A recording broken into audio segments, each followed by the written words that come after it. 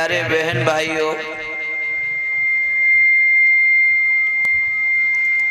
आज भगवान की पावनमयी कथा को चलते हुए आपके इस पावन ग्राम भवनपुरी की इस पवित्र भूमि पर माता रानी के सानिध्य में भगवान की कथा को आज ये षष्ठम दिवस पूर्ण हो चुका है। कल आप लोगों ने इसी व्यास मंच के माध्यम से बड़ी ही सुंदर कथाओं को श्रवण किया था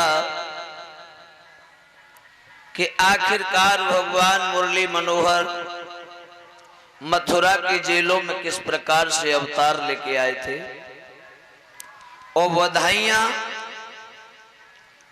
बाबा नंद के आंगन में गोकुल में बजाएंगे। एक कथा कल आप लोगों ने श्रवण की। आज आपने दिन में भी हमारे शास्त्री जी के द्वारा भगवान कन्हैया की बाल लीलाओं की पावन कथाओं को श्रवण किया, क्योंकि भगवान कन्हैया जब से मथुरा से और गोकुल में पहुंचे हैं तो भगवान ने एक नहीं बल्कि अनेक अपनी लीलाओं को दर्शाया था।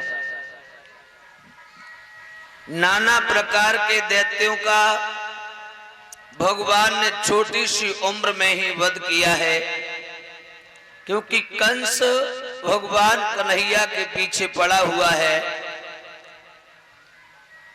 सोचता है कि किसी प्रकार से अगर मेरा काल वो मारा जाए तो फिर मुझे मरने का कोई भय नहीं रहेगा। हरिहर क्षेत्र में बैठे हुए श्री सुखदेव भगवान अभिमन्यु लाल परीक्षित को परमात्मा की पावनमयी कथा श्रवण कराते हैं और संकेत देते हैं कि हे राजन परीक्षित, कभी भी कर्मकर्ता को अपने मार्ग को नहीं छोड़ना चाहिए, क्योंकि हम और आप सभी एक कर्म करता है। जब तक अपने कर्म को अच्छा नहीं बनाएंगे, कर्म को सुलभ नहीं बनाएंगे, ऐसा कर्म नहीं करेंगे जो कर्म के आगे सु लग जाए, तब तक हमारे मानव का चोला पहनने का कोई मतलब नहीं। क्योंकि कहा है कर्म के आगे सु लगने से बन जाता है सुकर्म, और कर्म के आगे अगर कु लग जाए तो वो हो जाता है कुकर्म। यानी कर्मकर्ता का ये धर्म बनता है कि सदैव अपने कर्म पर अडिग रहे और अपने कर्म को संभाले जाए। क्योंकि मान लीजिए अभी तो ये नकली कैमरा चल रहा है, ये चलते चलते बंद भी हो सकता है, इसका कोई भरोसा नहीं है। लेकिन परमात्मा का जो सच्चा कैमरा चल रहा है दिन रात, जो कभी जिसकी लाइट ही नहीं जाती, उस कैमरे से कोई बच नहीं पाता। सुखदेव जी कहते हैं कि हे राजन परीक्षित, जिस प्रकार से हजारों गायों में एक गाय का बछड़ा अपनी मां को पहचान लेता है, ठीक उसी प्रकार से वो पार ब्रह्म परमेश्वर अपने हर कर्मकर्ता को पहचान लेता है और उस पर अडिग निगाह रखता है, जो कभी निगाह डिगती नहीं। इसलिए सुखदेव जी कहते हैं, राजन भगवान कन्हैया जब से गोकुल में आए तो कंस ने कन्हैया को मारने के लिए एक नहीं बल्कि अनेक राक्षसों को भेजा। सबसे पहले कन्हैया को मारने के लिए पूतना गई। भगवान ने उस पूतना का वध पल मात्र में किया। इधर सक्तासुर, अघासुर, बकासुर, तृणाव्र, दहनकासुर, केसी जैसे विलक्षण राक्षसों का भगवान वध गोकुल में रहते रहते कर देते हैं।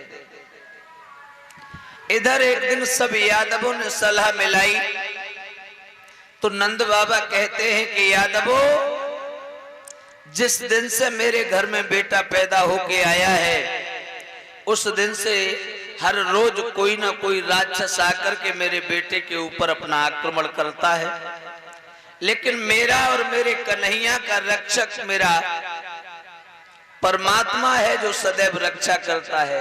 नंद बाबा नहीं समझ रहे कि मेरे घर में ही साक्षात ब्रह्म अवतार लेके आया है। प्यारे प्रभु प्रेमियों, आज बाबा नंद ने गोकुल को छोड़ने का प्लान बनाया है। सभी यदुवंशी अपने सामानों को गाड़ियों में भर के और गोकुल को छोड़ के चल देते हैं।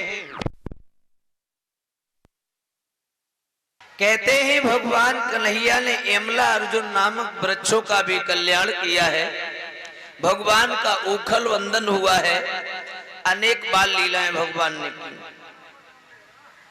यहां तक कहा कि उसके बाद में जब वृंदावन में आ गए हैं, गर्गाचार्य जी के द्वारा इनका नामकरण संस्कार हुआ है और भगवान की जो ग्वाल मंडली बनी है, बड़ी अद्भुत ग्वाल मंडली बनी, जिस ग्वाल मंडली के साथ में रह करके भगवान कन्हैया का सबसे पहला काम बना था माखन चोरी का। कहा कि तनिक सयाने जब भये कृष्ण और बलराम, तो माखन लीला बनी उनको पहलो। माखन की चोरी करना, एक बात बता दूं,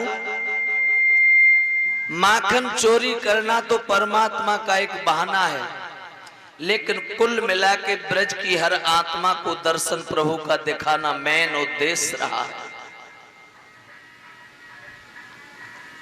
और भगवान कन्हैया की बाल लीलाएं बहुत हुई। कहते हैं कि भगवान कन्हैया ने गोपियों के चीर चुराए। चीर वो भी बताता चलूं कि भगवान कन्हैया ने गोपियों के चीर चुराए, लेकिन चीरों की चोरी कर भगवान ने उन ब्रज की गोपियों को ये सीख सिखाई, ये ज्ञान दिया कि कभी भी स्त्री जाति को जल के बीच में नग्न अवस्था में स्नान नहीं बनाना चाहिए, क्योंकि जब स्त्री जल के बीच में नग्न नहाती है तो दो पाप करती है। सबसे पहला पाप तो ये करती है कि वो वरुण देवता का अपमान करती है, जल का देवता है वरुण।